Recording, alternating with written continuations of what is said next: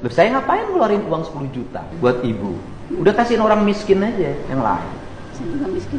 Ya, juga miskin kan? Kenapa miskin? Gayanya orang kaya. Kan ini harus dibenerin cara berpikir begini. Rumah nggak punya, ya kan? Sekarang kontrak udah punya uang kontraknya? Iya, masih nyicil sih, baru ngambil berapa bulan. Ibu nyicil berapa bulan? Udah kalau gitu saya nggak usah bantu ibu deh. Kenapa? Karena ibu mapan. Orang sekolah aja pengen ada wisuda, berarti kan punya kemampuan. Saya nggak usah bantu ya. Enggak gitu Pak, kan saya waktu dibikin video TikTok itu kan captionnya itu kan bukan untuk meminta kerohiman atau apapun. Saya itu cuma minta keadilan aja. Yang minta adil apa?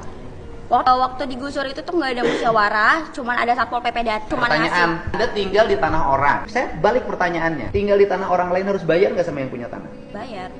Kalau saya balik nuntut, Pemdanya suruh minta tagihan, dihitung berapa tahun ke belakang, bayar tiap tahun. Ya Bapak kan bisa lihat dulu latar belakang saya, misalnya saya miskin atau enggak, terus mampu bayar enggak? Kamu miskin nggak? Iya, Miskin. saya mengakui. Kenapa miskin? Pengen hidup bergaya, sekolah harus ada perpisahan. Ya kan kamu merasa miskin. Kenapa orang miskin nggak prihatin? Gini Pak, mohon maaf ya Pak ya.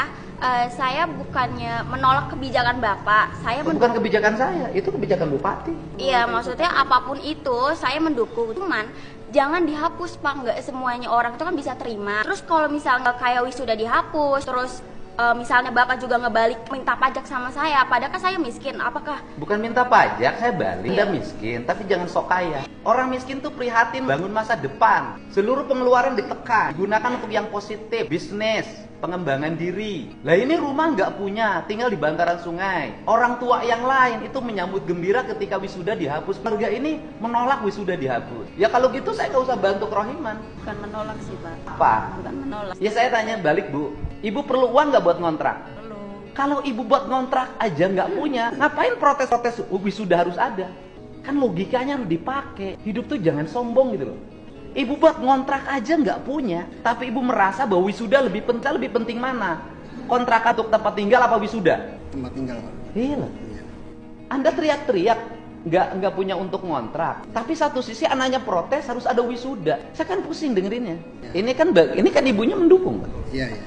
Ibu mendukung saya, ibu saya tanya semua. Ibu setuju nggak kebijakan saya? Sekolah nggak usah ada wisuda, nggak usah ada studi tour biar. Iya, membebani orang tua. Lah kemarin kan ada yang nangis tuh di podcast saya di TikTok saya ada kan, karena tidak mampu bayar 5,4 juta. Loh, saya ini sayang sama rakyat. Ini rakyat Jabar nggak akan berubah nasibnya kalau nggak dirubah pola hidupnya. Artinya gini loh, kan banyak akibat kebutuhan saya ini nanganin udah ratusan. Untuk biaya wisuda pinjam 2 juta ke Bank Emok. Iya, Bang Emok Pak. Banyak yang begini. Ini kan Bank Emok semua.